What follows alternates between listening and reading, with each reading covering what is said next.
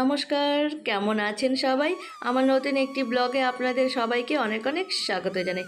আজকে রবিবার, আর এই সকাল এখন ওই 9টা বাজে। ভাই বেলুনগুলো খুলেছে, ওই কালকে জন্মদিন গিয়েছিল, এই বেলুনগুলো খুলে তার দেখুন এই কচি কাচাদের কি আনন্দ। তাদের জন্মদিনের দিন যেমন বেলুন ফুলিয়ে সাজাবে গোছাবে যেরকম আনন্দ, আর তার পরের দিন তার থেকেও বেশি আনন্দ ওই বেলুনগুলো খুলে বেলুনগুলো ফাটাবে, খেলবে বেলুনগুলো দিয়ে। সেতে আরও তারা ভীষণ খুশি। আর আমারও ভীষণ ভালো লাগে এই বেলুন ফাটাতে।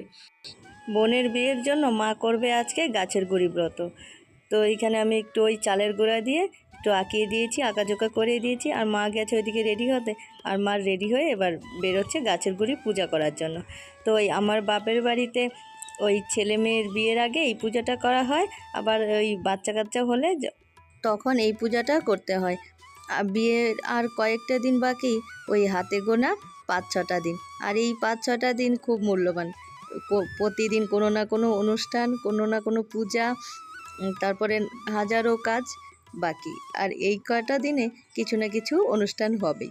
মায়ের সাথে আগেই আলাপ আলোচনা করে ঠিক করে রেখেছিলাম যেই কাজগুলো বিয়ের দিনের আগে করলে হবে সেগুলো আগে করে রাখতে। সেই জন্য মা ওই যে আগেই মা বলল, না আমিও ভেবেছি যে আমিও আগেই কাজগুলো করে নেব, তাহলে বিয়ের দিন এতটা ঝামেলা হবে না। আর তো আপনারা তো জানেনই বিয়ের দিন কত কাজ, যেমন ঘরে তেমন বাইরে, যেমন ছেলেদেরও কাজ থাকে তেমনি আবার মেয়েদেরও কাজ থাকে। তো এখানে ওই পুজোটা হয়ে গেছে, আর ওই যে বোনকে ডাকা হয়েছে প্রণাম করার জন্য। তো বোন প্রণাম করে ঘরে চলে গেছে, আর মা এই যে এই গাছের সঙ্গে এরকম কোলাকুলি দিতে হয় 3বার করে। 3বার না, হ্যাঁ 3বার করে দিতে হয়। কবার বা দিয়েছে আমি গুনিও নি। আর এই যে এই দুই দিকে দুটো করে কলা দেওয়া থাকে, মানে এক জোড়া করে সেগুলো পাল্টাপাল্টি করতে হয় 3বার। আর যেটা হাতে উঠবে সেটা ঘরে নিয়ে যেতে হবে। আর সেভাবেই ওই যে চালের আর ধানের ডুঙ্গাগুলো এইভাবে 3বার করে পাল্টাপাল্টি করে যেটা হাতে উঠবে সেটা নিতে হবে।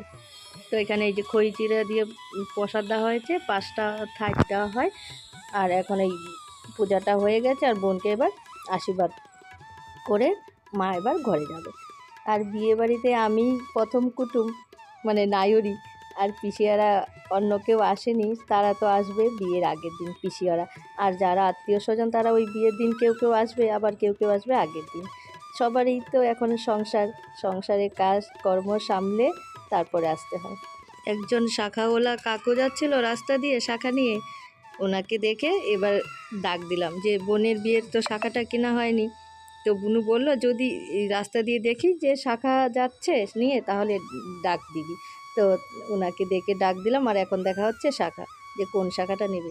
তো বোন চাচ্ছে একটু মোটার মধ্যে নিতে, মানে বেশি মোটাও না আবার বেশি চিকও না, শাখাটা যেন চারপাশটা একদম গোল থাকে, আর হাতে পরার পরে যেন বেশি ঘল না করে, মানে বড় না হয়। একটু যদি ছোট পরা যায়, মানে হাতের সাইজ অনুযায়ী, তাহলে হাতে পরার পরে শাখাটা বেশি আরও ভালো লাগে। আর বোনও তো এই প্রথম শাখা পড়বে, তার মনে খুব এক্সাইটেড, মানে কেমন পড়বে কেমন না পড়বে, কেমন শাখা নিলে ভালো হবে।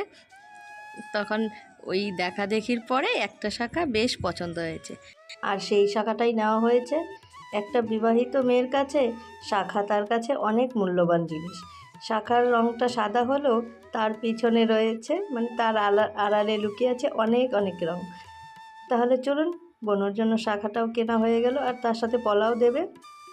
আর ভিডিওটাও এখানে শেষ করছি। আর ভিডিওটা যদি আপনাদের কাছে ভালো লেগে থাকে তাহলে অবশ্যই লাইক কমেন্ট শেয়ার, আর যারা আমার চ্যানেলের নতুন বন্ধু তারা অবশ্যই আমার চ্যানেলকে সাবস্ক্রাইব করে নেবেন। তাহলে আপনারা সবাই ভালো থাকবেন, সুস্থ থাকবেন। আবার দেখা হচ্ছে নতুন একটা ভিডিওতে।